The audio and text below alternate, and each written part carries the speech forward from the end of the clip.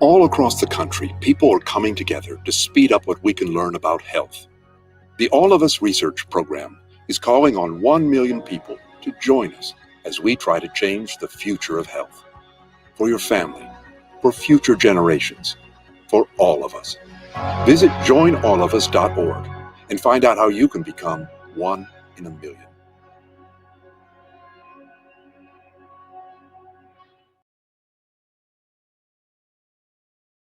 This is Tom Joyner. We're still learning about COVID-19, but one thing we do know, African Americans have been disproportionately affected, which makes our involvement in health research key. By participating in the All of Us research program, we can help drive research for COVID-19 and other conditions, even from home. Now more than ever, our participation can play a role in improving the health of our communities. Research is hope, and it's fueled by you. Find out more at joinallofus.org/Tom.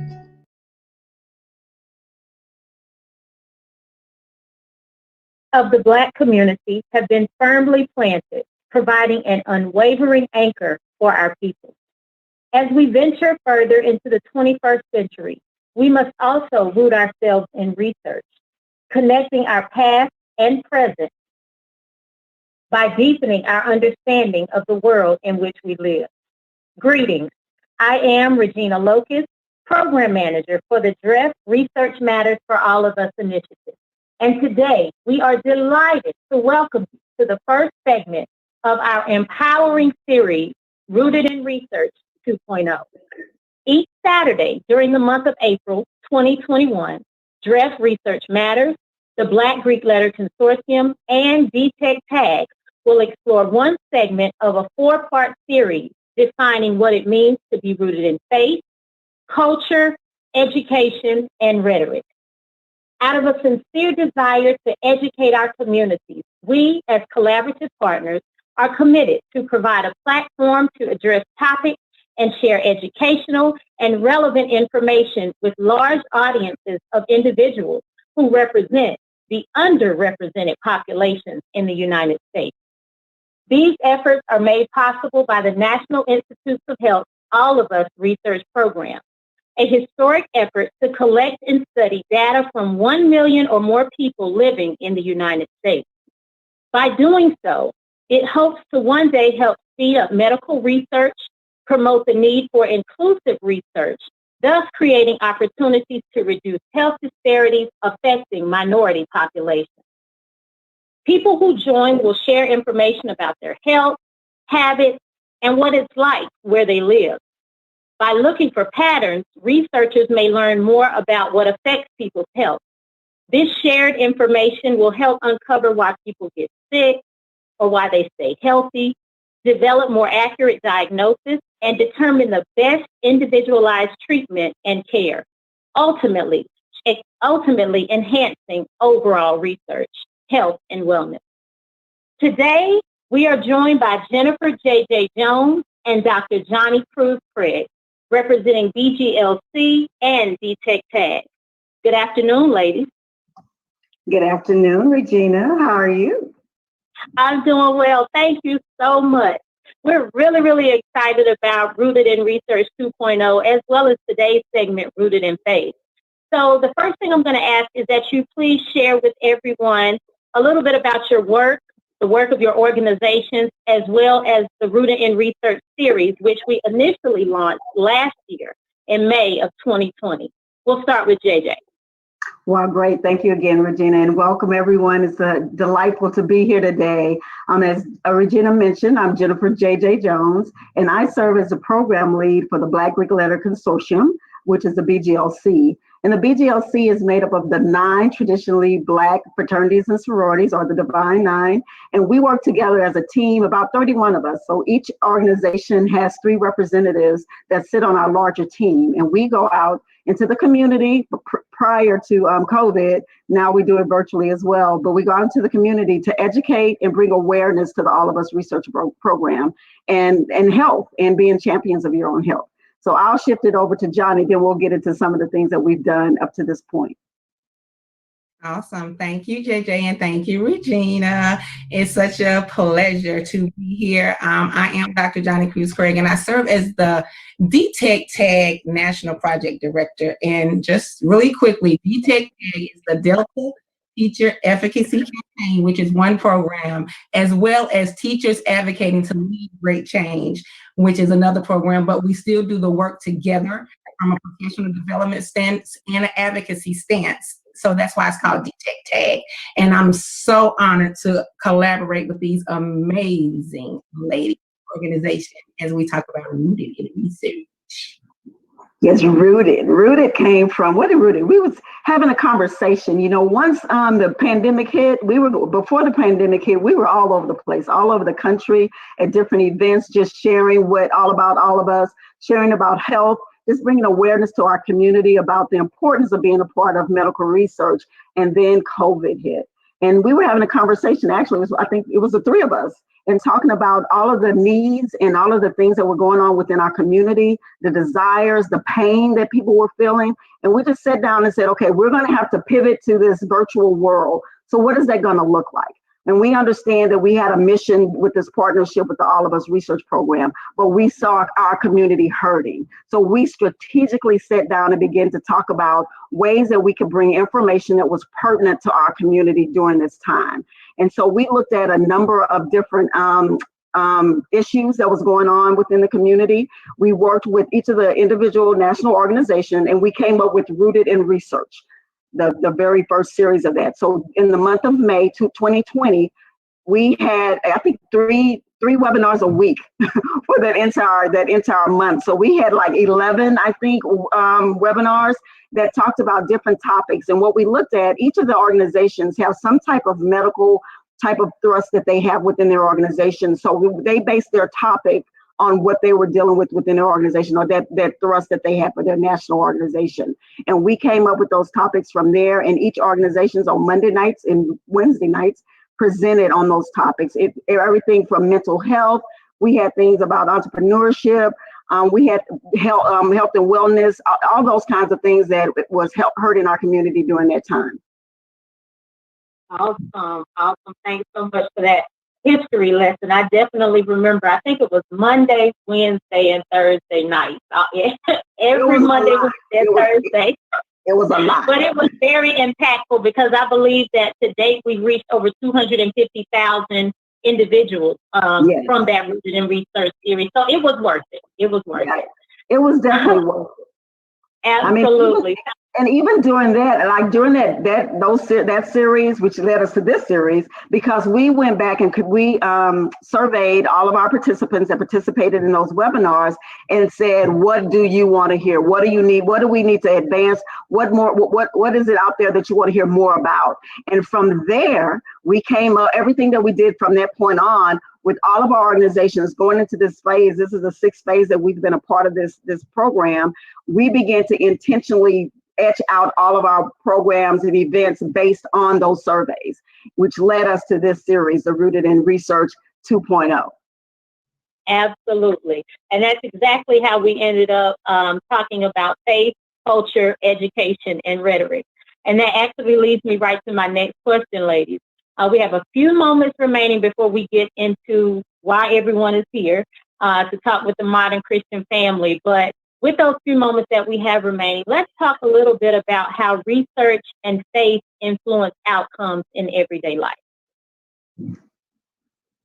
That's a great question. That's a great question. So, and I think about when we think about research, we think about a scientist in a lab coat doing with all of these little tubes and things, but research happens every day in our life, like when we don't even think about it. As you were the audience, as you were trying to find this series, to find this event today, you Googled it, you did something, but you were doing research trying to locate the information that you need to get where you are today. So research is in our life every day, every single day. And I think that what we need as a people to understand is that as we go about our life, how important it is for us to learn and get the knowledge that we need to move forward in everything that we do, in every aspect of our life. And health is one of them. And I think that as we progress within this program, what I've learned personally is more about myself and how I need to research and be a champion for my own health.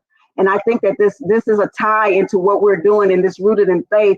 And Johnny, I could go on for days. I'm going to give you an opportunity to speak.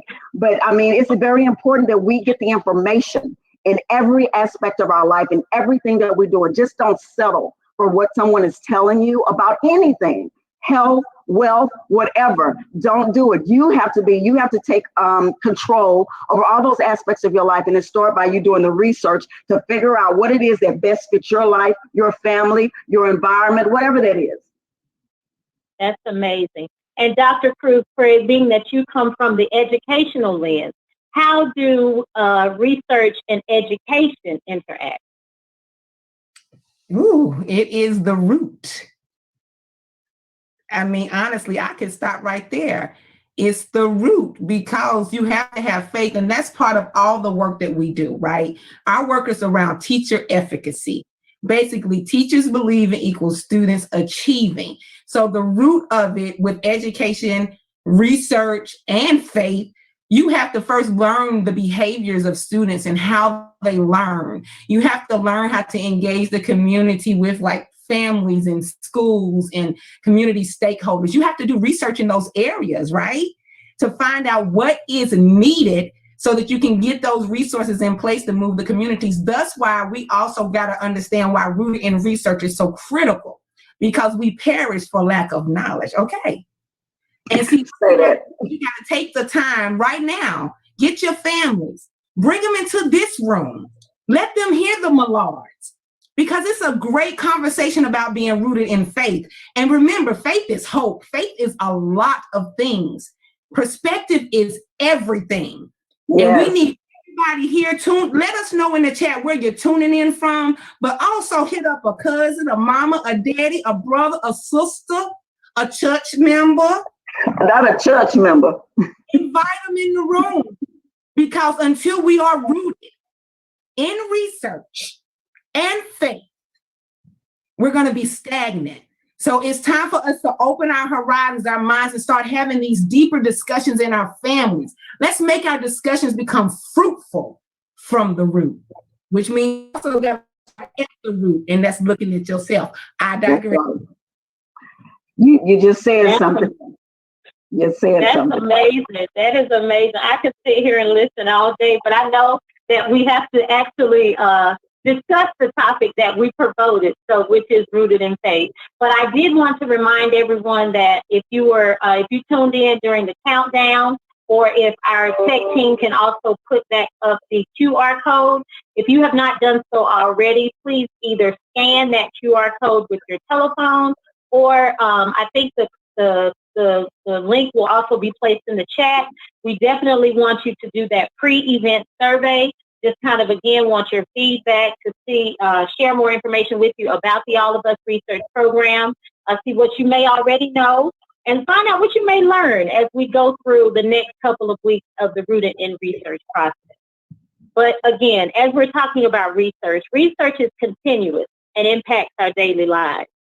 Research builds knowledge, facilitates learning, increases understanding, spreads awareness, aids in building success, finds, gauges, and seizes opportunities, and provides an avenue to expose lies and amplify truth. During these uncertain times, our show of unity throughout our communities is an effort to shift knowledge, perspective, as well as grow our understanding in the power of community. Through faith, culture, education, and rhetoric, the Rooted in Research 2.0 webinar series is committed to strengthening the African American experience through celebration and education. Today, we are honored to have with us the Millards, also known as the Modern Christian Family.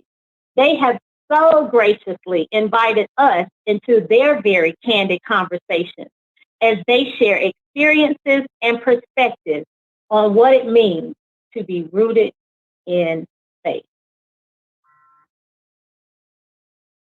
Hey everybody, thank you so much for tuning in and checking this out and hanging out with us for this time period. This is going to be an awesome conversation and we're so excited that you can be with us. First, right out the gate, we want to thank the All of Us Research Program, the Delta Research Education Foundation, the Delta Sigma Theta Sorority, and the National Council of Negro Women for inviting us to be a part of this awesome program, this awesome series of conversations. And we cannot be more grateful for being a part of this. By this time, you're probably wondering who we are. So I'm going to throw it over to my sister. And Kirsten, go ahead and tell them who we are. We are the Modern Christian Family, and we provide real, relevant, and relatable conversation for the modern Christian. We are not flawless, but faithful. Yes, and so that's our tagline, and it kind of really goes along with what we're talking about today about being rooted in faith, because our motto is kind of always, it is always, no matter what the situation looks like. It might be difficult in the moment, but you always return back to the faith that we have in God. And so, that's what we're going to be talking about today. We're excited to be here and discuss being rooted in faith. And what's your name? Let's drop names so you know who we are personally. We're a family. We love each other. My name is Derek. I am Derek the second. You'll hear about the other Derek over there. And this is... I'm Emerald. I'm this Derek's wife. Best thing that ever happened to me. Amen. I'll kudo that. I am Tracy, and I am his mother and her bonus mom. I am Daddy Derek, and glad to be here on this wonderful discussion. And I'm Kirsten, and I am the baby of the group. So. She's the princess. Listen, and by the way, she belongs to us too. Oh yeah. Okay. So look, we were invited, you guys, to this conversation that is centered on the topic rooted in faith. And we were so hyped when we saw this title because we are people of faith. We are Christians, we are Bible believers, and we believe in this concept and this rule of faith. And so what we endeavor to do in this conversation today is not only encourage you, but also remind you and also teach you through our testimonies and through our stories about what faith could look like in your life if we remain rooted in faith. But I'm the type of person that I don't like dealing with things unless I know the definition of a thing. If I can't define it, then I can't fulfill it. I can't do it if I don't define it. So I first want to ask this first question, and it's going to be kind of simple. But when I ask you, what does the word rooted mean to you? When I ask you, what does rooted mean to you? Pastor Tracy, what you think? Well, the first thing that comes to mind is I see a lot of things when, words can present pictures for you. And so when you say rooted, obviously the first thing I thought about is a root of a plant or a tree that goes down deep. So when I think rooted, that means that you're being held together by something or held up by something that goes farther and is deeper than yourself. That's the way that I look at it. So rooted means just being grounded in something that is other than yourself. And further and deeper than what you can see. Yeah, I heard that's that. right. Yeah, expand on that. What do you mean? I kind of had the same picture in my mind when you said rooted, the more so not a plant, but a tree. And while you were talking, you said further than, what did you say, Mom? You said further than what? Outside of yourself and deeper than what you can see. Yes. I heard deeper than what you can see as far as like visually. Right. And so it's a lot of things. So I feel like that kind of goes with faith. We can't see faith, but it is something that really holds us together, even though we can't see. You get ahead. Okay, you get ahead. You're jumping ahead in the conversation. Don't go too far. I want you to stay on rooted. Okay. Because we'll jump to the faith fast. Right. But I want us to understand rooted. So Dad. back to rooted. Dad or Kirsten, you got something? Well, go ahead, Dad. Go ahead. No, I love what you all have said so far. I think one thing I would add is just because you plant something doesn't mean it will take root. Yeah. So I think about, because not everything, I mean, a dry, arid conditions, it not being properly watered, it'll never take root. So I think something that is planted that takes root is properly nourished, so that it can grow roots and be able to anchor itself when we're talking about the concept of planting. And we're going to talk about that later in the conversation, because one of the questions later on, we're getting ahead of ourselves because we're so excited and I love it, is what could be keeping us from being rooted. So we're going to get there. But Kirsten, what you have here? What he was going to say about being rooted, what you just said is basically, in order to be rooted requires some type of nourishment. And so if you're not being nourished, then there's a lack of root. But I feel like we're jumping ahead again. I'm going to run it back in. We followed Emerald, rooted. I think everybody else pretty much said it, but just that premise of being grounded in something. Dad used the word anchored, just having that strong foundation that's holding you to those things that you are believing in. So I thought the same thing, but I purposely, because I asked you all the question, I'm thinking, what is another word for being rooted? And I thought hooked. Like literally, I'm hooked in. I'm like, when you're fishing or something, when you got roots in the ground, normally the roots are hooked into something. It's like you can't get it up and you can't get it out. So that's what we encourage you to do in this conversation as we start. Don't jump around. Don't go a lot of places. Hook into this conversation, because I promise you, just dig in your roots into this, because we're about to get into some amazing things. But okay, that was the word rooted. Now, and I know we could go everywhere on this, but I'm going to start with Emerald. When you think of the word faith, what do you think of? Well, the first thing that obviously comes to my mind is the scripture that faith is the substance of things hoped for, the evidence of things not seen. So really just that is things that you do not see, but that you have such a strong belief in, and that you know that this is where I'm putting my, I don't want to say faith because that's the word, but this is what I'm putting my faith in, my hope in, my trust in. Thank you. That confidence that this is what is going to take place. This is what's going to happen, even though my circumstances may not look like that way, or I can't see that thing right now, but I know without a shadow of a doubt that this is going to come to fruition. Yeah, that's good. Two things come to mind. First of all, my favorite acronym, faith, for all I trust him. That's number one, meaning I trust God for everything in life. The scripture says the just shall live by faith. That's repeated 3 times in the word. So it's very important to live by faith. So for all I trust him in every aspect of life. Lean not into your own understanding, but all your ways acknowledge him. God has an answer for every area of life. I trust God in his word to lead and guide me into that direction. That's good. Yeah. This is something I've actually never thought about before, and being a Bible teacher, if you will. I just thought about how faith, according to what you all have said in this new, I'm gonna call it revelation that I just saw, it is the thing that I use to make a transaction.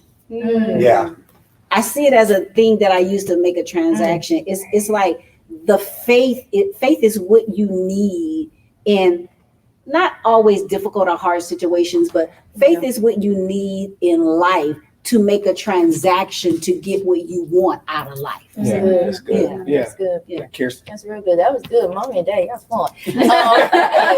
Mine is kind of similar to what Daddy was talking about. Whenever I think about faith, I always think about when it doesn't look like anything is going right, or when things are going haywire. I always rely on faith, because my faith is rooted in Christ. And so it's very similar to what Daddy said, so I won't belabor that point, but yeah. I think that's good. Oh, go ahead, Mark. No, I was going to say this because faith, I think sometimes, because it's a biblical word, sometimes people feel like I don't know the Bible, or this and the third. It can throw somebody, but I think a good word that we can use in its place is confidence. It's your confidence that you have, that you can transact or get what you want out of life. So like if I'm a college student and I want to go to school, say for instance, and I don't see where the money is going to come from, that faith is like that confidence that come hell, high water, low water, no water, whatever. I'm going to get in school. That's the tenacity. That's the voice. That is the strength of having faith it will move you someplace where you want to be. But if you don't have it, it'll be hard for you to get to that spot. And what I've heard many pastors say before is that we don't realize that faith may be a Christian word and something that's really based in the church. But people can have faith in a lot of different things. Just because I'm rooted in faith, we choose to be rooted in faith in Jesus Christ. We're making that choice. But everybody does not have to choose to root their faith in Jesus like we do. But faith still works. But faith still works. Whatever you put your faith in, and the principle of that faith is still working. When I think about the word, not only do I think about everything that you all think about, but sitting on the stage with my family, we are the modern Christian family. I think about legacy. Yeah, that's awesome. I don't know why that came to my mind. I think what it took my mind back to was in the Bible, there's this passage that people call the Hall of Faith. And it talks about all these people who had amazing faith in the word. It's like this person has faith when they did this, and this person had faith when they did this, and this person had faith when they did this. And I was looking around at my family like, I endeavor to be a living hall of faith. I want them to look at our family. Keyword living. A living hall of faith. I want them to look at our family and see Kirsten had faith by doing this, and Dad, you had faith by doing this, and Mom, you had faith by doing this. And everything like that. So you just approached faith from you brought the faith down a notch for people to understand a little bit better, because it's easy for us to spout a bunch of scriptures. You just put it, you can have faith, and you can get faith from people. You can watch people's lives. The Bible says we are known and read of by men. Guess what? Sometimes we are the only God people will see and hear. They'll never come into a church, but they're looking at your so-called Christian life, your life, Christian walk. And that's very good. Those what they call it, the Hall of Fame, the Hall of Faith. Right. And it used the example of people's lives to actually represent faith. That's so good. But that's what the roots are to me. When you tie back into being rooted in faith, that is a legacy thing. When you think of roots on the trees last generation. Like when roots are really dug in, and the longer those roots get, they say you chop off the tree and you count the rings. Those roots have spread out over generations. When trees are big and tall and you see that faith real high, I believe that comes from somewhere. That comes from learning from your grandmother and your grandfather. Or even if you don't have those familial connections, it comes from looking at other people and looking at people on television and seeing how other people accomplish. I don't know what came to my mind, like people like Tyler Perry. Just what he has accomplished could give faith to someone else. You want to say something, Kirsten? I just wanted to go back to the point that you were talking about. You can choose. It's all about a choice. What are you choosing to have faith in? And I think that's very important to talk about for a moment, because you can choose some of the wrong things to have faith in. And that might be an explanation of why you're struggling in certain areas. So you might be like, one of the things that my generation goes crazy for. My friends always laugh at me because I'm always like, don't ask me what my sign is. But so many of my friends and my peers have faith, so much faith in horoscopes. And, it's okay. Shout out to horoscope. If you want to keep reading it every day, it's okay. But, sometimes I challenge them, because I'm saying, is your faith more in this horoscope that you're reading every day, or is it more so in what the word is saying about you? Or to take it even further, is your faith in what that psychic or that tarot card reader? Hang on. So you just made a statement and said it's okay if you want to keep reading your horoscopes, but then you brought up the fact that the source of that projected information is from who? Could be or is? Is. Who? What kind of people produce that? I don't know. Say the word. You just said it. Psychics. Well, they got people in this, it's all sorts of people. So I'm just saying. That's why I'm not sure. But that goes to what Kirsten was starting to say, that you can have bad faith. You can have your faith in things that are good. Faith come by hearing. Good faith comes by hearing from the word of God. Bad faith comes from hearing from the bad influences that can be in your world. I'm so glad you said that. I'm so good. What you about to say, babe? No, I was just agreeing that's really, really good that he said that, because going back to Kirsten's point, if you put your faith in those things like the horoscopes, you could really be centering in on, well, my horoscope said that this is going to happen to me, and I'm believing that this is going to happen. And then when it doesn't, he's You better looking check around that like, source. So that's why Check your source. I would take away what we're all saying about it is you have to be very conscious about what you root your faith in. Right. Whatever Exactly. you choose to root your faith in, you need to make sure that you're rooting your faith in something that serves Right. you, Yes. something that grows you, something that makes you better, Right. something that strengthens you, something that encourages you. Don't root your faith in things that tear you down or make you feel like something bad is going to happen or things of that nature. I wanted to just further that point because I believe that it's important to make it clear that there is negative faith and there's positive faith. And what we're talking about is the source of where your faith is coming from. That's good. Because there can be people that have great business principles and stuff. You can have faith in those principles because those principles work. Just because they may not be talking about a scripture or, you know, or making everything about God doesn't mean it's bad faith. It's good because it's producing a desired outcome that benefits and serves you. Exactly. And that is the difference. Well, okay, so I'm gonna segue into this next part because what we talked about before is I was talking about that hall of faith and that legacy of faith and watching people be rooted in something that blessed their lives and grow their lives. So I kind of want to lay that hall of faith for this family out for the people to see. And I'm interested in each one of us kind of talking about a time that we had to be rooted in faith. And I'm going to start up the chain because like I said, that hall of faith, we could not be who we are if not for our parents. And my wife is sitting here, her parents are with us, but her parents are amazing people of faith as well. And so I want to hear from Dad. We'll start with the husband as head of the family. We'll start with him. A time you had to be rooted in faith. For the family, mine has probably been the biggest, something that I've had to do year after year after year. Just have faith for provision for the family. Just meeting the needs. And of course, you're married, and I don't have to provide as much for you because you got your own house, but I'm still. But if you want to, I'm still here. You want to. Your children are very grateful.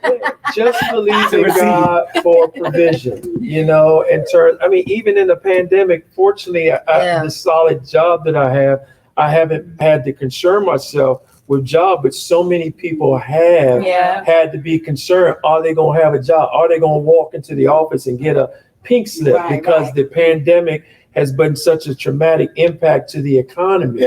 So just believe in God and standing on his word and trusting that provision for my family, that I will be unaffected by this pandemic. But if something were to go south or sour at the job, God, you got me. That's very important because a lot of people have anxieties and fears and all kinds of intimidation. The Bible even says men's hearts are failing because of what they are seeing coming on the earth. So just being able to not be affected about the turmoil that you see in the earth and stand on God's promises and what he said, knowing that I walk by faith, there we go, and not by sight of what I see out there. I got to look to the word. So just staying, trusting and relying on God's word for my provision through all this turmoil that we've been seeing here lately. And I think that's been a day-by-day process for everyone. And so we encourage you and we applaud all of you who have been at home in your lives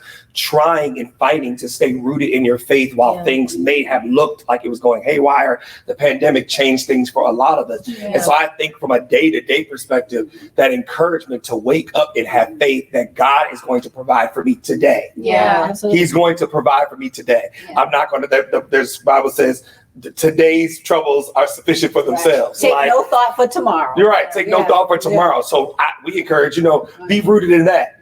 You're watching this broadcast and you have breath in your body and life and hopefully food on your table today. That is something to be grateful for and be rooted in, that God is continuously to provide for today. But Mom?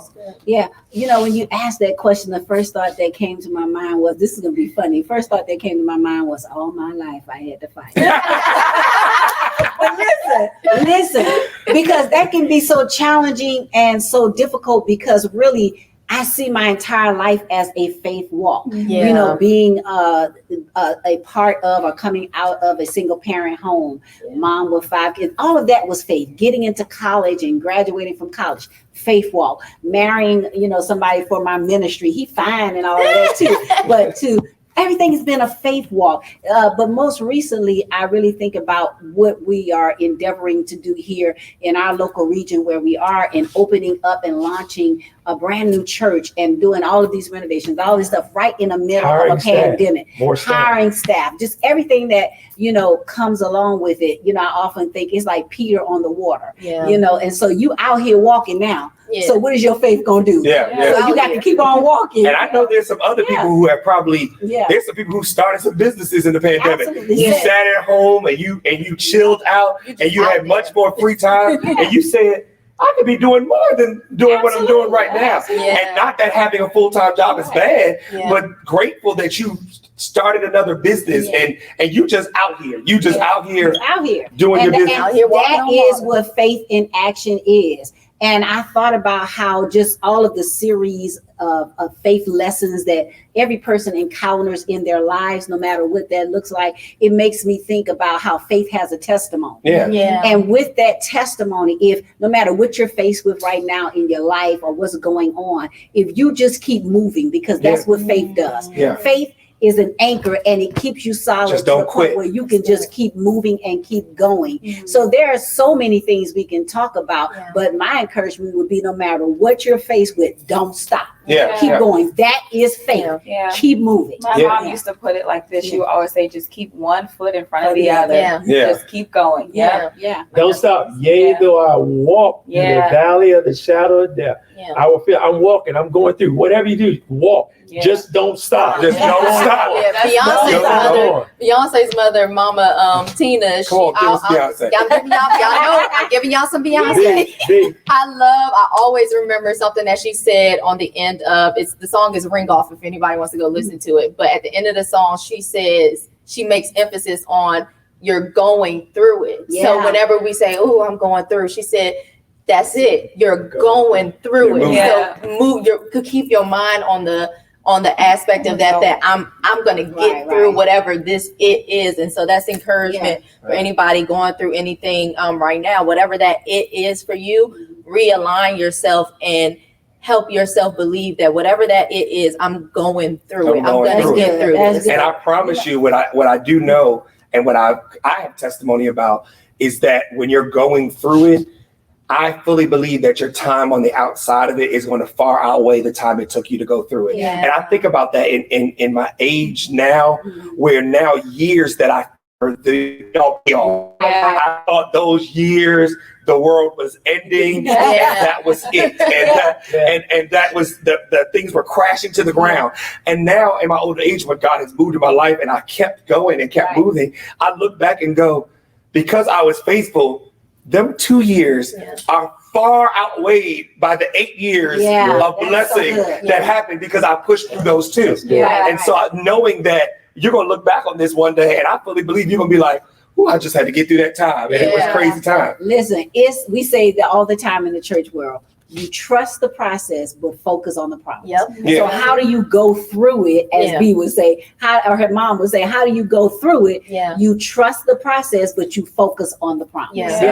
Can I give you a perspective on, and we mentioned the scripture already, yea, though I walk through the valley of the shadow of death. What is it about a shadow? A shadow can magnify an object, an image bigger than it really is.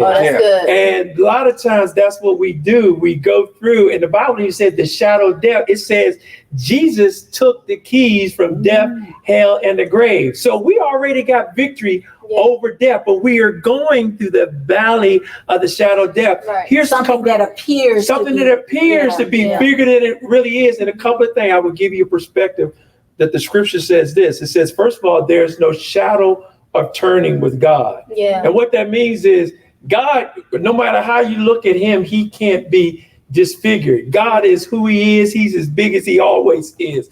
The problem is in our eyesight, we magnify the problems of life bigger than our God is. And that's why it says, oh, magnify the Lord with me. You have to make your great big God bigger than the circumstances and situations. And we've heard this said before. We're fully believers in this.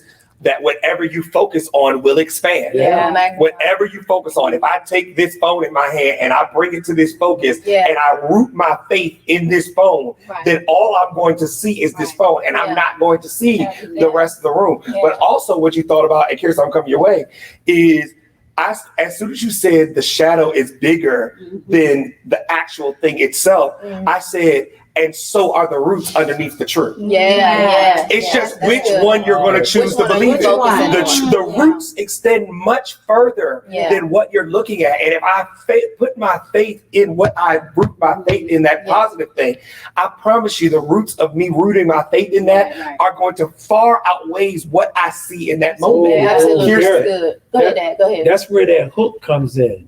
And the scripture Kirsten mentioned, be like she said, talked about a tree. A tree's rooted. The Bible says, be like a tree planted by the rivers of living water. Think about a tree that grows up near a river. It gets all the nourishment that it needs. And guess what? It's anchored. It's not going to fall. And that's why you look at some of them trees, some of them palm trees, they can weevil. We say they can weevil and they wobble, but they don't fall down. You might bend, but you won't break. That palm tree can bend a full 90 degrees. And then as soon as the wind and adversity and the storm has passed, it popped right back up there. Why? Because it got deep roots. It got deep roots. The roots are deep. The deeper than you see, the deeper and longer than the tree trunk that you see, it's got a what do they call it? A root system. Underground, it's got a root system of interlocking binds and strengthening foundation and support to keep it up. It's supporting what you said that, and what everyone has said, but in different ways. You can't look at what you see. You have to look at what you're rooting in. And what will happen when you do that is your faith will literally tackle your failures and take them down. It will literally do that. What Daddy was talking earlier, what I thought about was, it's so important to know what the word says about faith, because we're talking about all this, but if you don't know what the word says about faith and what you can do when you're going through that valley of the shadow of death, or when it feels like you're going through that, if you don't know how to apply the word to your situation, or use that, where that nourishment that you was just talking about, where that comes from, what is the nourishment? Well, I feel like the nourishment can be the word that supports those roots. So it's like, if you don't know what the word, aka the Bible, says about what you can do in those situations, you won't know how to get through it. And so I feel like that's so important to point out. That makes me think about my rooted in faith story. You were talking about coming out here, and my mom and dad were sent out here from where they were, and she came home to start a church. They started a ministry just out of nowhere because they felt God called them to do that. And I think about myself, they're probably going to laugh at this story, but I'm working in full-time ministry now, but I was not always working in full-time ministry. And I remember when I was leaving college, and I feel for anybody out there that's fresh out of college, or you've been out of college for a while, because I get it. I know what it means to be rooted in faith as a postgraduate student. Let me tell you, because they tell you to get an education so that you get a job. Then they tell you to take all these loans so that you get the education, and then you get the job. And then they tell you need more experience for you to get the job. And so you graduated and you got a whole degree, and you looking for experience, or you're looking for people to hire you. And so we pray for those people. But I remember I was working, doing theater. That's what I love to do. And I got a job at a place in DC. I moved down to DC to work full time in this job, and I was miserable. It was an IT job. It was an IT position, and I am a creative. I'm a communications and theater person, and I was working in IT because making good money. I needed to make money. I mean, it wasn't even a money thing. The boy was making good money. I was making good money in IT, and I hated it. But I was miserable. I was literally miserable, sitting at a cubicle every day, clearing off computers and working with computers. I had no interest, and so I remember God telling me, to this day I said it was God. My parents don't always know if the way I did it was God. It's questionable. Was questionable. But I remember God telling me that I was supposed to leave my job. Now, you got to be rooted in faith when you talk about leaving a job. conversation. Situation. Especially when whatever you have going on the outside has not reached the level that it needs to get to for you to leave your job laterally. I'm a believer that unless God comes down himself and tells you to quit, you want to at least build up something on the outside or find another job first. That's wisdom before you leave. But I literally was so miserable, I quit and walked out of my job. Yes, he did. I quit and walked completely out. And what I didn't tell y'all about this story is that I walked out of the job that my father got me. He was without another job. He got me the job, and I walked out of the job and left. And I will never forget, I was on my way home or on my way to a Starbucks to get my mind together. And in my mind, I'm thinking, I'm going to tell my father that I left this job when I get home. Well, lo and behold, I get a phone call. It's my mother on the phone, and my mother says, do you have something that you want to tell me? And I said, how'd you know? How you find out? How you find out I got fired? Well, it just so happened the day that I quit, my dad decided to go down to the HR office to get something and get some information. And the HR director gonna tell him, you didn't know your son just quit this job? And my mom was calling me to let me know, your father is a little furious, but you need to tell us what you're doing. He better be sick. He better be something. He better be deranged out of his mind. There's got to be a reason this boy didn't quit a good paying job and so have another job. Absolutely. But I felt like God told me, and I'll never forget telling my mom, this is the reason why I quit. I just couldn't do it anymore. My mom hung up the phone. I was sitting in the Starbucks, drinking coffee, trying to figure out what I was going to do with my life.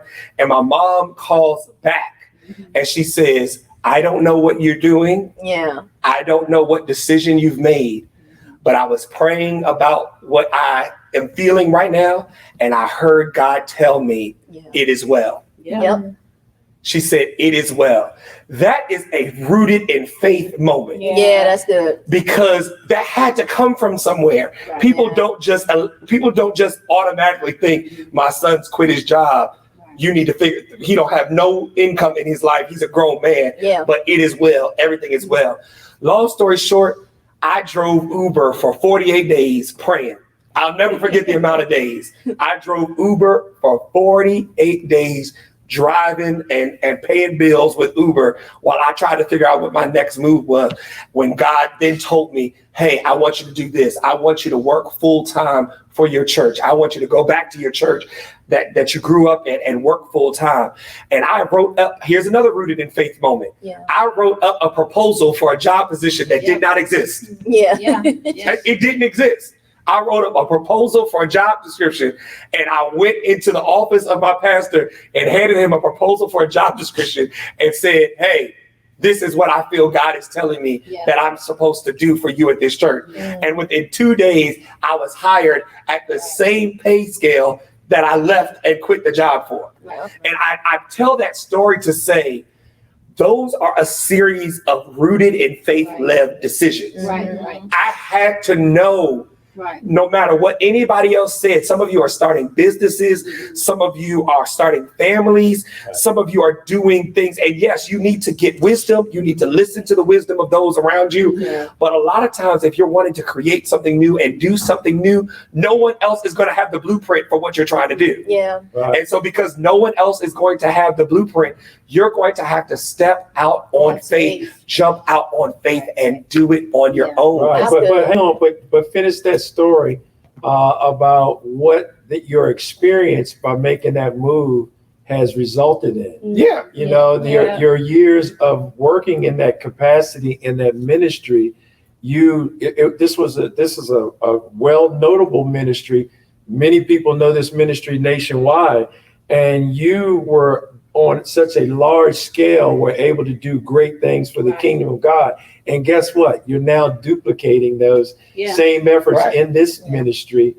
So that everything creatively that I love to do, I'm now able to do as my full-time job. But I made a full leap of faith. I you have to hear God and be rooted in faith to make that type of decision. Yeah, as you were talking, two things I think is really important for us to point out about that, because sometimes we tell stories, but we also have to listen for what is not said. Right. And one of the things that I heard is that when you operate or when you're rooted in faith, that's the term that we're using for this entire segment. When you're rooted in faith, that being rooted in faith will bring a level of peace to your life. Yeah. Because what happened with you was you quit, but you had peace. And because it was rooted in faith and you had peace about it, when I went to the Father to pray about it, he gave me the peace about it. And then when I went back to your Father to have a conversation, because I had peace about it, he had peace about it. Oh yeah, let me say And I was praying for them to have peace. I was in the driver's seat. She looking at me like, did you know? And I was like, I might have known a couple hours ago. Maybe. But I think about that. Like when I got home that night and I finally did have a conversation with my dad, I was expecting, if you know your parent, I was expecting hellfire and brimstone to come down. And my father looked at me and he said, your mother told me it is well. And because I have faith in the God that both you and my mother and I serve, I know it is well based off of her say it is well. And he was I know I hear the voice of God, and sometimes it sounds like my wife. When she was good with it, I was like, okay, she had heard the voice of God on it, because I'm like, where does can I say Negro on the show? Where is he going? Where is he going to live with no job? From a man's perspective. I'm like, where is he going to live? He don't have no job. What's his next move is what I want to know. And I had to move from that, and I had to make sure that I wasn't being in opposition with potentially what God was needing, because I know the scripture is, God will give you the desires of your heart. And many times people think I desire and then God's going to give me. No, God many times will plant in your heart what things you pursue. And I had to check myself before I wreck myself and don't mess with. How many of y'all know your arms are too short to box with God? And I had to make sure that I wasn't getting in the way of something that God was actually leading you to do. I didn't want to be in opposition to a move of God in your life. It's crazy that you said that, because now later on in life, now being married, that was before I was married. We've been married a couple of years now. And now I've literally had to do the same thing with my wife because, and she's going to talk about it. My wife had a full-time job before we moved down here, and she wanted to leave that job. And you can go ahead and tell them that we had to be rooted in faith because I wasn't ready to trust. But. Yeah, no, it's a very similar story, and I don't know. As we've been talking, I've been thinking about a lot of things pertaining to that and that season of life, and I just think about how God, one, will plant little things in your heart and in your mind about where he wants you to go. And you might not always see the big picture at that time, but there were several things, like I just had a desire out of nowhere to move down south. Don't know why, didn't know where, didn't know when. I just wanted to move. And this was before I met him. This was before I met him. And I'm like, okay, cool. I went to school. I'm Howard University grad 2 times. HU. I went to school, got my bachelor's, then I went back and got my master's in occupational therapy. And everybody I know in the field of occupational therapy, speech therapy, my best friend's a speech therapist, everybody I know loves that field. They love what they do. This is like, yes, this is the end all be all. I'm happy in what I'm doing. And I wasn't. I went to work every day, and it just, similar to him, but I was not connecting. And I really honestly thought there's something wrong with me, because I literally went through all of this schooling to do this, like spend all this money. And now I'm literally like, okay, this is not working for me. And so I felt like God told me that I needed to leave that job as well. And so it was tough for this one. And she had to remind me of my own testimony. I was about to ask that question. What are you reminded? No, it's crazy how we can have faith for ourselves that we won't have faith for other people. Or vice versa. Sometimes we have faith for other people that we won't have for ourselves. Yeah. And I think both are things that we can touch on, because I had all this faith for my own vision, but when my wife came and brought a very similar thing to me, I could not manage to get rooted in faith off of what she was telling me. Yeah. Right. And now I think about, well, I actually was thinking about some of the things that we talk about here at the ministry that we're working for now, which is show up, get engaged, discover purpose, and lead change. And I feel like being able to leave that job opened up space for me to get engaged in other areas where now I feel like I have discovered my purpose. Before I would literally say to him, I feel like I'm just wandering around. I have no purpose here. I have no purpose in this job. I have no purpose in this area, in this environment. And now that we have taken a leap of faith, if you will, and moved from DC, where everything's supposedly, thriving and all those things, and come down. Me and Mommy both looking at each other like we both got something. But hang on, from what Emerald just said, touch on that about discovering purpose. What is your favorite scripture? Jeremiah 29:11, for I know the thoughts that you have towards me, they are thoughts of good and not of evil, that I may bring you to an expected end. But I think that, to the point, Derek and I were looking at, and we want him to finish, but Derek and I were looking at each other, because what I heard when you were talking is that purpose drives faith. Yes. Wow. This is why we're a family. I promise you, we were thinking the same thing. I was like, yo, this is crazy. When you find your purpose, it will tell you what to have faith in.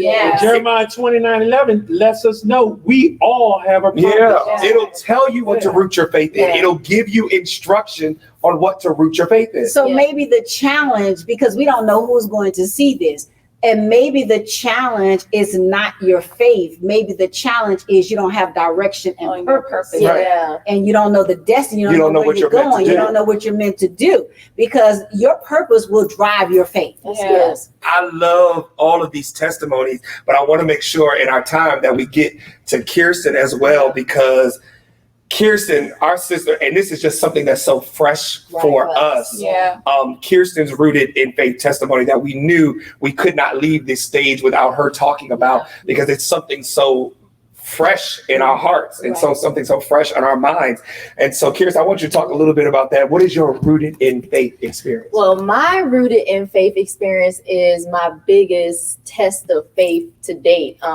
I was living in Los Angeles at the time, had not been living there long, I think 6 months at the time, and 26 years old. How many years ago was this? We're 2021, so this was 2019. So this is about June, July 2019, and having the time of my life living in LA.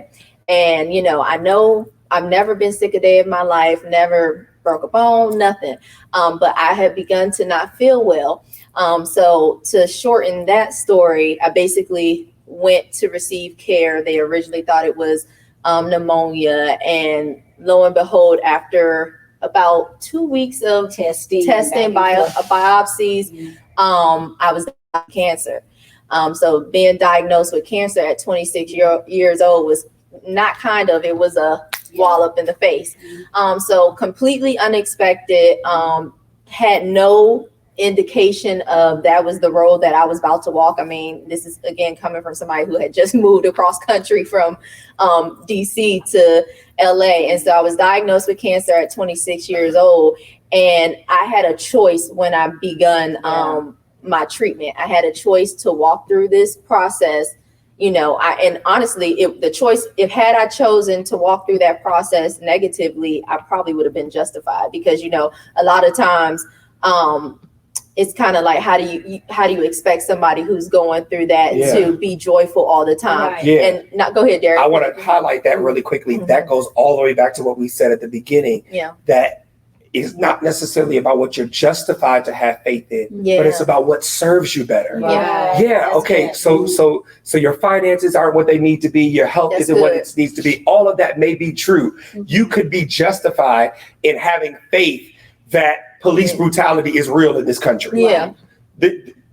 you could be justified in having faith in people acting a certain way. Yeah. But does it serve you? That's good. I like the way you put that. Does having faith in that do anything to benefit your life? And that's what I think. I like the way Derek put that, because again, what I was saying was I could have been justified if I had chosen to walk through that season of my life in a more so, down, upset, with that kind of attitude. But I made a choice at the beginning of the process to figure out what is going to serve me better in this situation. And when I identified that, and honestly, I'm just, if people who know me, I'm a bubbly person. I'm kind of always up. And so, it's kind of hard for me anyhow to be somebody who's negative all the time. So, that season in my life had a lot of rooted in faith moments. Tell her what you said to the doctor when he told you. That's what we want to do. Oh, what he did. When the doctor told me, so I got called on the phone, and I found out on the phone. And so my parents were with me. Later that day, I had to go into the office, and it kind of felt like a cosmic world, y'all. Right. It felt like I was in like the Twilight Zone or something, because I'm like, are these people tripping? Is this real? Is this real? Right. And so, literally, when I got to the oncologist's office, that afternoon, he told me I had cancer and stuff. Then he began to lay out what his proposed treatment plan was. And I'm sitting on the bed, and I don't know where it came from, but I literally said to him, I said, I hear you, but I don't receive anything that you're saying to me. And I meant that. And it was nothing conjured up or concocted on me or that I had thought of. It was literally in the moment. I was like, I do not receive this evil report. Right. Listen, I had to even explain to him what she meant, because he looked at her as if, and then he looked at us as if to say, is she in denial? Because if she's in denial, we may have to work through some things. Right. It's not about I denial. looked at him and I said, she's not in denial. This is her faith speaking. Yeah. Right. Her faith is speaking that she hears you. She understands what you're saying. But what she's saying is this is not the end of the road for me. Yeah. So I had to explain I didn't receive that report. I just basically. You didn't allow that to take root. I didn't allow that to take. That's good. I didn't allow that to take root. You chose where to root your faith. Your doctor may share with you the facts of the matter, but guess what? The doctor doesn't have the last word. Yeah, that's right. Speak those things that are not as though they were. That's right. You are the divinely healthy that the devil is trying to make sick. Because if Jesus died for our healing, 39 stripes were laid on his back, and by his stripes we are healed. That's either true or it's not true. Right. Yeah. So if he said we are healed, then I am the healed of the Lord. Right. And you got to stand and confess that despite what the facts are saying to your situation. So it ain't my cancer. Yeah. I don't own that cancer. Didn't receive it. Cancer's trying to attack me. I don't own it. I reject it. Yeah. That's what she did. Yep. And so I saw myself healed. I saw myself healed from the beginning of starting that process. Now, granted, I always like to talk about how that actually looks in real life, because I feel like a lot of times, and I don't think it's everybody, and it always people's intent to just share the flowery moments of a story. But I'm always very intentional. I'm intentional. Thank you. Intentional about making sure people know that did not mean that this process was all walking through a bed of flowers every day, or that it was easy. Yeah. It was very hard. Yeah.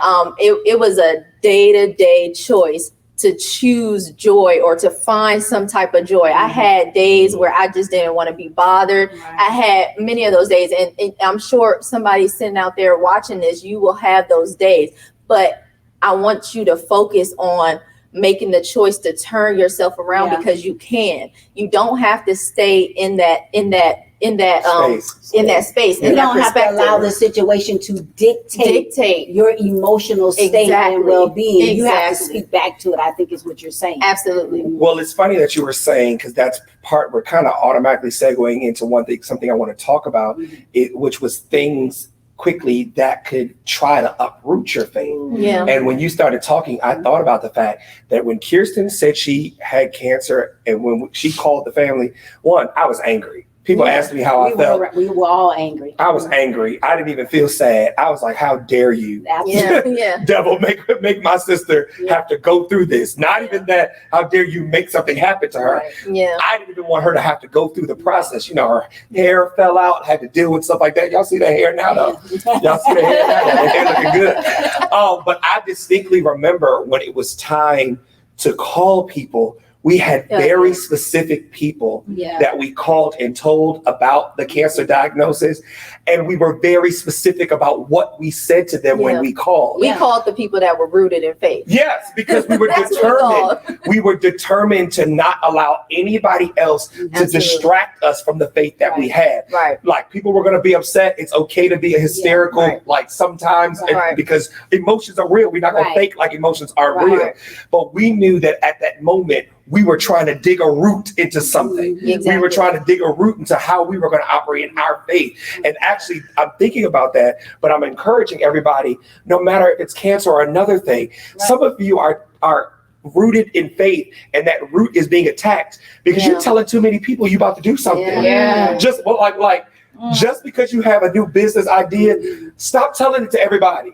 Or you and your spouse are trying to have a child, stop telling it to everybody. Like there's so many things that I'm thinking of that we get excited and we want to tell the whole world about. And we literally have to stop in some moments and go, is telling all these people going to impact the roots of faith that I have? I'm trying to stay rooted. If I don't have a lot of money and I'm looking to get more money, it's probably not best that I call another person that don't have a lot of money and we sit on the phone for 2 hours and talk about how we don't have money. So when you say that, it immediately makes me think that you have to be able to identify what affects your faith, whether positively or negatively. Things can affect your faith. Environments can affect your faith. People can affect your faith. You have to be able to identify what affects your faith and how do you receive what is affecting your faith, because it will oftentimes dictate your response. So like what Kirsten did and what we did as a family, we were controlling our environment and that which affected our faith, because we already knew the process was hard. We already knew there were going to be days that she wasn't feeling it, we weren't feeling it, days of being angry. So we can't have a bunch of people around us like that. We have to have the kind of people that are saying, okay, I know you're angry, I know you're hurt, I know you're upset, but here, let's get back in the game. I would like to point us to the scripture that talks about the different kinds of soil that seed is planted in. Walking Bible right here. He always going back to Mark chapter 4 is all over this subject, and we know the parable of the sower. And the first kind of soil was just throwing the seed on the ground, not even digging the ground up to get some soil cover. What happened? The seed was exposed. The seed, you said it earlier, Kirsten, the seed is the word of God. The word of God, when it's planted in our hearts properly, it will begin to germinate and begin to take root and produce fruit in our lives. But the Bible even says that if you don't get understanding, the devil will bring circumstances and situations to snatch the word.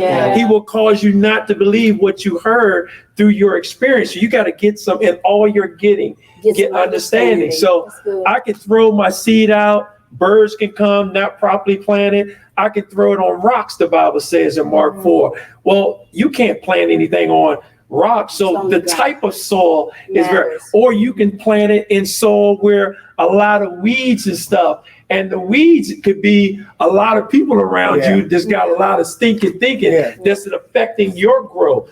And then it has that good soil. So you plant the seed of the word into the good soil, which is your heart. So what does that look like practically? That's what I like, because I love these scriptures, and that's what we are. We're people of faith. I've started thinking, okay, how do I, like Emerald, how do I do that practically? How do I make my heart good soil to root my faith in? How do I, like, I think about language. That's something that I think about. How I speak and how I use language and what I say out of my mouth matters. So if I walk around and I keep saying I'm broke, I'm probably gonna be broke. My feet killing me. Yeah. All the stuff we say. I'm sick and tired. Everything we say all the time, because what we don't realize is what comes out of our mouth goes into our ear and gets down in our heart. Every time I turn around, something else is coming up. I said that earlier, and the Come on. Spirit checked me. But everyone, if I had to think of something that you do to help root your faith, what do you do? I would probably go along the same lines as you. And as everybody else was talking, I was thinking about, I didn't tell this story, but another. Go ahead. We got a little bit of time. Tell us. Another situation. I grew up in a Christian household, again, parents of great faith, all of that. And I was also growing up believing that I was going to be a virgin until I got married. And, that was going to be an amazing thing. I would be able to, go into my relationship with my husband pure and all that stuff, and that was going to be awesome. And got all the way through high school, great, get to college, and someone took it upon themselves to take that away from me through sexual assault. And so at that moment, it's like that you asked earlier, how can your faith be tested? That literally was like trauma. A test of it was like, wow, you literally just ripped that away from me. Now what? So then it's the devil's feeding me things like, you're not worthy, you will never have a husband, you're dirty, this, that, and the third, like all of these things. And I remember, I started to do things to try to rewire my mind in order to then, so that I can believe it. Oh, what'd you do? I got a tattoo. That's fine. But that was a physical reminder of how you were rooting your faith. It really was. A year later, I went and got a tattoo. It's on my wrist, and it's an ambigram. The way that I see it, it says survivor, but the opposite way, it says redeemed. And at the time, I did not fully believe that, but having that as a reminder there every day, it helped to continually go into my heart until it was a part of my daily confession. I am redeemed. I am the redeemed of the Lord, and I am going to have a husband. I am going to be loved. I am not dirty. I am not, all of those things. And here's the manifestation. So just to finish that thought, that's so good, because that's where I was going to. How do you take what's on that Bible and make it practical? That sower in that same Mark chapter 4, it talks about the kingdom of God being like a seed, where you plant the seed, and it says that some time goes by, and then the blade, and then you can reach in and reap the harvest. But if you back up to like that verse 20, it breaks it down a little bit simpler. It says that you receive the word, but you got to believe the word. And when you believe it, you paint it on the canvas of your imagination. You may have facts. You have facts about cancer, but God's word trumps facts. And you got to paint on the canvas of your imagination what God's truth says about the word. And then the Bible says in Joshua 1:8, when you mutter and you think on this word, whatever the truth is from God's word that you use to deal with your situation, it says that when you think about that, you begin to cause that seed to germinate. It says you will have good success. You will prosper and have good success when you use that word and you think on it over and over and over. So you got to know the word, and you got to believe it, receive it, and then you just got to keep rehearsing in your own mind, in your heart. I am somebody. I'm the righteousness of God through Christ Jesus. I'm not a product. I am the healed of the Lord. But the thing that I just heard, because you said that God's word trumps facts, obviously true. We believe that. That's what we stand on. But I also believe that oftentimes what we believe trumps facts. What we believe will trump a fact, because Emerald's testimony was a great example of that. What she believed about herself based upon this physical and visible thing that she planted her eyes on, where she made that bigger than her factual experience. Her belief trumps that fact. Right. If there was one thing that I could give you, we gave all these stories, and we want you to stay connected with us, and I'll tell you at the end how you can do that so that you could hear the full length of all of these stories. But I want to know, if you had your ending 20-second pitch, what would you tell people and how to stay rooted in the faith? I'm gonna start and go just like that. Kirsten. I would say to practice being rooted in faith. I think about, to go back to my cancer journey, I think about how I practice being rooted in faith in that situation from the chemo. I didn't want chemo running through my veins, but I practiced being rooted in faith and saying, we had a confession, God, keep me while I'm going through this process. And so something that we're all dealing with now, the COVID vaccine. And I'm thinking about that now because I know so many people, especially in our community, the Black community, have fears or intrepidations about the COVID vaccine. And I kind of felt the same way. I was like, I don't know what this stuff is. And I literally was like, you know what, God, I trust you, and I'm putting faith in that too. We talked about the just shall live by faith. God said in Ephesians 1:3, he's given us all things that pertain to life and godliness. Guess where it is? It's on the inside of you. Mm-hmm. You got to learn and grow in the things of God so you can learn to draw on the very resource that's already on the inside of you that God has given you. I would just say you can't have confidence and trust in something that you don't know is for you. I would encourage you'll have confidence and trust when you know God is for you and He is for you. I would just say get around people who have what you want. You know what I mean? If they have the things in life, or you can see the product of their faith working out in their life, get around those types of people. Get away from those people that are naysayers and negative all the time, that will continue to challenge you in the things that you're trying to believe God for. So, and I'll just say, get things before you that can help encourage your faith, like our Modern Christian Family broadcast. If you tune into Facebook at The Modern Christian Family and Instagram at The Modern Christian Family, you can find all of our socials and information. Let us be a light to you. Let us be an example how to be people that are not flawless, but faithful, and people who are rooted in faith, so that we can encourage you to stay rooted in your faith. Thank you so much for tuning in. We are grateful that you allowed us to be a part of this conversation. Go follow us right now. Don't take another moment. Go do it right now. And we hope to be with you again soon. You guys have a great day. Bye.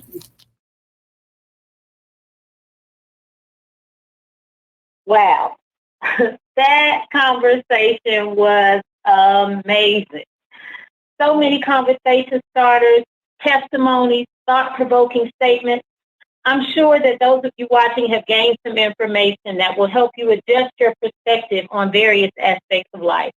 If you haven't already done so, feel free to place the words that inspired you into the chat as a reminder and as a sign of affirmation and confirmation. Johnny and JJ, please join me. Lord have mercy. I just want to know what are just a few things. I know we could go on and on, but we do have a time. We are on a timeline, but what are just a few things that were shared during that conversation with the Modern Christian Family that really jumped out and spoke to you? Johnny, I'll let you go first. Oh, it was so many, a lot of connections to all of the work that we do, right? We're doing work, around medical, clinical trials and trusting in that. We're doing work around education and bringing equity into education and in the trust in that. And all of it really is rooted back to faith. So as I heard this family talk about like their real life experiences and everything each of them had to go through, they touched on everything that we know has driven our purpose to this type of work, to the labor of love of this. So it was really an intersection for me to show that everything is really interconnected and it really is rooted in faith. I don't care if you're talking about healthcare and bringing education and awareness in that space to our community. You have to, I think it was Kirsten talked about her cancer. And she said, she said at the beginning, I'm not claiming this, but she also knew she had to go through the process and trust the process and have faith in the process. And I think that was so critical because as we look at everything that we're doing, we got to have faith in it. And if we have to know that if we're called to it, then we have to put all that we have into it. And if that's educating, educate. If that's bringing awareness, bring awareness. If that's getting knowledge, get knowledge. If that's getting rooted in research, that's getting rooted in research. So that's sort of an overview and a summary from my perspective. So I'll pass it to JJ.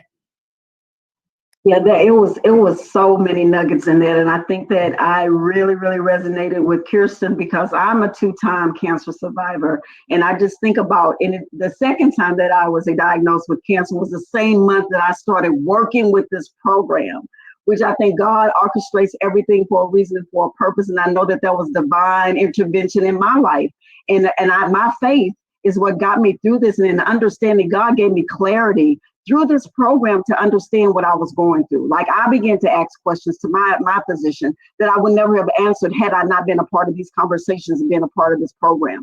So I totally understand, totally connect.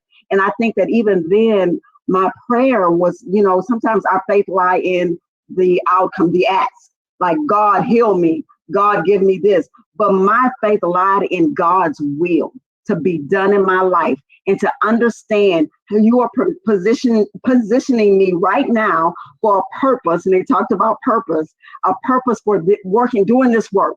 Because I never would have thought, never in a million years, that I would have thought that I would be embedded in this journey of reaching our community, engaging our community, and educating them about their own lives, their own health lives. And it's just amazing. So there was so much richness that this family brought in, and that resonated with me. So yes, I mean, I am rooted in faith, rooted in understanding, and rooted in all of that. And we all need that to be able to understand the journey that God has placed in our life, because there's a destination that we have to figure out what's that destination, and understanding that. And I think it all lies in being rooted in our faith. Absolutely. I almost feel like today was a prelude to tomorrow, with tomorrow being, of course, Resurrection Sunday. And I was over here literally almost taking notes as if I was in service on Sunday. Just a couple of the things that really stood out to me were things like faith must be properly nourished so that it can take root. Faith is confidence that no matter what I am going to get, what I set out to obtain or accomplish. Derek even said something, he said, trees last generations. And I was just thinking about, like, with the work we do, the same is true for your health and your family legacy. What you do now, what you learn now, what you don't do now will dictate or impact what could happen with future generations. Another thing that he said was, no one has the exact blueprint for who you are or what it is that you're trying to do. And it made me think about one of the taglines for the All of Us Research Program, which is "You are one in a million." And it just kind of like tied right together, because no one else has the same genetic makeup that you have. And so it's very important to learn about who you are and what, as we like to say, what makes you tick. And Elder Derek actually said, in all you're getting, get understanding. And that again brought me back to the program and the work that we do. We do a lot of, we are national community engagement partners. And so we're here to educate and engage our community about the importance of research and about the importance of our participation in research. And so when I thought about that statement in that scripture, in all you're getting, get understanding, it made me realize that the better your understanding of your lifestyle, behavior, environment, genetics, DNA, as well as your family health history, the more comfortable and confident you are in having these conversations with your family, your friends, your church members, and even your doctors. That knowledge and those conversations could literally be the difference in sickness and health, or possibly life and death. Today's dialogue with the Millards should serve as a catalyst to initiate conversations in your home about being rooted in faith, health, wellness, and even the possibilities associated with research. For nearly 4 years, DREF Research Matters, the Black Greek Letter Consortium, and DTEC TAG have collaborated with the All of Us Research Program to engage our communities through education and awareness events, initiatives, and programs. Our organizations are committed to ensure that our people are informed about the initiatives that have the potential to better the lives of current and future generations. Today was only the beginning. Join us every Saturday in the month of April as we share more inspirational, informational, and insightful events. Join us next Saturday, April the 10th, 2021 at 4:00 p.m. for Rooted in Culture. This virtual game show promises to be both entertaining and exciting. It will feature the Divine Nine National Presidents, as well as the National Undergraduate Leadership Council. hosted by actor and comedian Apion Crockett. This is an event you don't want to miss. Before you leave, please take a moment to complete the survey by scanning the QR code that appears on your screen or entering the link that is in the comments. You can also access the survey, by clicking on the link in the comments. Feel free to also visit our social media platforms, Dress Research Matters, MPHC, and DTech Tag to learn more about our work, discuss partnership opportunities, and to view previous events and presentations. Questions regarding this webinar, or the Rooted in Research 2.0 webinar series can be sent to researchmatters@deltafoundation.net. Again, that's researchmatters@deltafoundation.net. And to learn more about the All of Us Research Program and its benefits for our communities, visit www.joinallofus.org/DREF or www.joinallofus.org/together. On behalf of Dress Research Matters, BGLC, DTech Tag, and our partners, thank you for joining us for the first segment of our Rooted in Research webinar series. Do enjoy a wonderful day.